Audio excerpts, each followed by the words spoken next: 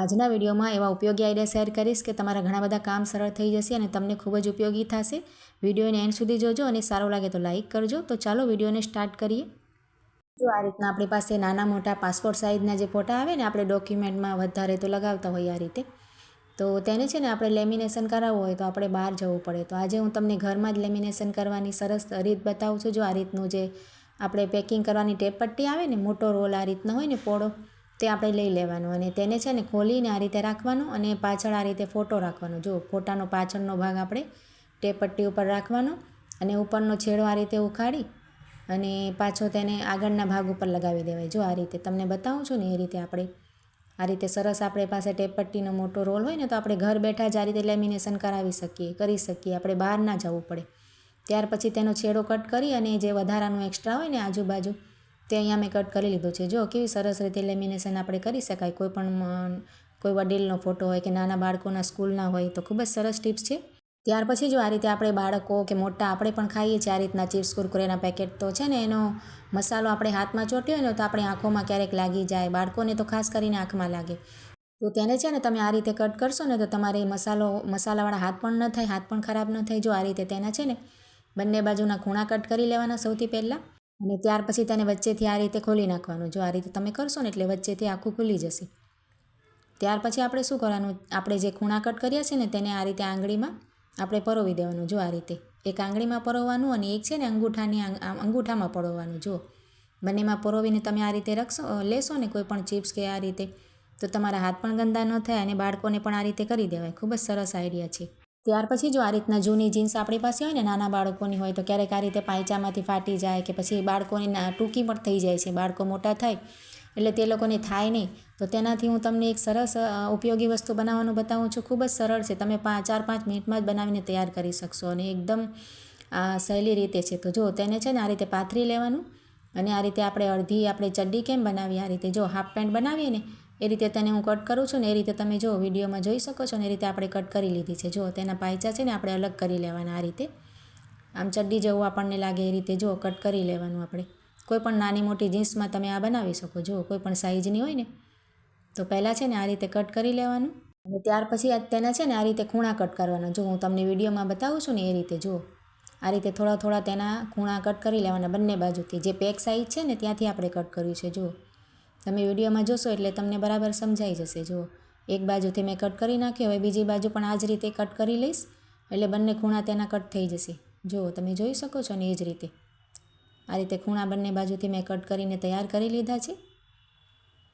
હવે આપણે જે તેના પાયચા આ રીતે કટ કર્યા છે ને અલગ, તેમાંથી આપણે આ રીતે એક સીધી પટ્ટી કટ કરી અને વચ્ચેથી તેને બે આ રીતે બેલ્ટ બનાવીને તૈયાર કરી લઈશું. જો આ રીતે તેને આ રીતે વાળીને આપણે સિલાઈ મારી લેવાની. જો આ રીતે બંને પટ્ટા આપણે તૈયાર કરી લઈશું. ત્યાર પછી આપણે જે આ ચડ્ડી જેવું કટ કર્યું છે ને તેને વચ્ચેથી પણ આ રીતે ખોલી લઈશું. તેનો આ રીતે ભાગ હોય છે ને, તમે વિડીયોમાં જુઓ છો ને એ રીતે જો ગોળાઈમાં કટ કરી લેવાનું એટલે અહીંથી ખુલી જશે. જુઓ આ ભાગ આપણે ખોલી નાખવાનું. ત્યાર પછી ઊંધું કરી નાખવાનું. આપણી જે ચડ્ડી છે ને પેન્ટ કટ કરી છે ને તેને આ રીતે કટ કરી અને આ રીતે ઊંધું કરી લઈશું. જો તો પહેલાં આ રીતે ઊંધું કરી અને પછી આ રીતે ફેરવી નાખવાનું. જો તમે વિડીયોમાં જોઈ શકો છો ને એ રીતે આપણે પહેલાં ફેરવી અને તેની આ બંને બાજુ આપણે જે નીચેથી કટ કરી હતી ને નીચેના ભાગમાંથી ત્યાંથી સિલાઈ મારી લેવાની. સીધી આપણે આ રીતે જો સિલાઈ મારી લઈશું. આપણે કટ કર્યું છે એટલે આપણે આ રીતે સિલાઈ બંને બાજુ મારવાની. તો ખૂબ જ સરળ છે. તમે વિડીયોમાં જોશો તો તમે 5 જ મિનિટમાં તૈયાર કરી લેશો. જો અમે બંને બાજુ સિલાઈ મારી દીધી છે અને જે એક્સ્ટ્રા છે ને આડો અવળો તેને આપણે કાતરથી કટ કરીને સરખું કરી લઈશું. જો એકદમ ફિનિશિંગ આવે ને આપણે જે બનાવીએ છીએ તેને, તો આ રીતે સરસ આપણે સરખું કરી લેવાનું. અહીંયાથી નીચેથી પણ સરખું કરી લેવાનું. હવે આપણે છે ને તેને આપણે આ રીતે સરખી કરી લેવાની. જુઓ આ રીતે આપણે કરી અને હવે નીચેના ભાગે આપણે સિલાઈ મારી દેવાની. સીધી જે નીચેનો ભાગ આપણે સીધો આવ્યો છે ને તેમાં આપણે આ રીતે સીધી સિલાઈ મારી દઈશું. આ ખૂણાને પહેલાં મૂકી અને પહેલાં આપણે આ રીતે સીધી જ મારવાની. ખૂણાથી લઈ અને સીધી આ રીતે સિલાઈ મારી લીધી છે. જો અહીંયા તમે જોઈ શકો છો ને આ રીતે સીધી આપણે સિલાઈ મારી લઈએ. ખૂબ જ સરળ છે. તમે બરાબર જોશો તો તમને ખૂબ જ ઇઝી લાગશે આ વસ્તુ બનાવવાની. એકદમ સરળ છે. હવે આપણે આ ખૂણાને પણ આપણે સિલાઈ મારી દઈશું. તો ખૂણાને આ રીતે નહીં સીવવાનું, આ રીતે પકડવાનું. જો આ રીતે ત્રાંસું તેને કરી નાખવાનું અને આ રીતે બંને બાજુ બંને ખૂણાને આપણે સિલાઈ કટ છે એટલે સિલાઈ મારી લેવાનું. તો જો અહીંયા મેં બંને ખૂણા તમને બતાવું છું, મેં સિલાઈ મારી લીધી છે. ખૂબ જ સરળતાથી તમે બનાવી લેશો. એકવાર તમે ટ્રાય કરશો ને.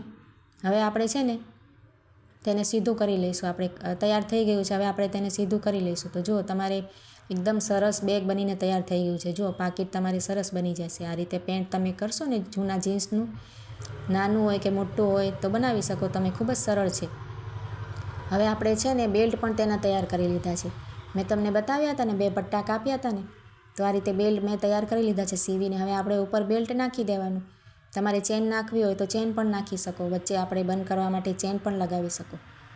તો અહીંયા છે ને હું બેલ્ટને સીવી લઉં છું. જો આ રીતે મેં બેલ્ટ સીવી લીધા છે અને આપણું પાકીટ એકદમ રેડી થઈ ગયું છે. તમે જોઈ શકો છો કેવું સરસ બની ગયું છે.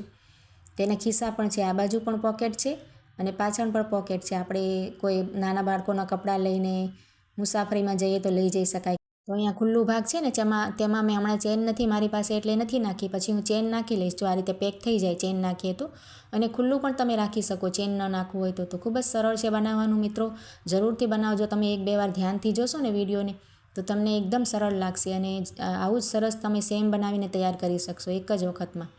અને જીન્સ તો આપણી પાસે બાળકોની હોય જ છે. તો વિડીયો સારો લાગ્યો તો લાઇક કમેન્ટ જરૂરથી કરજો.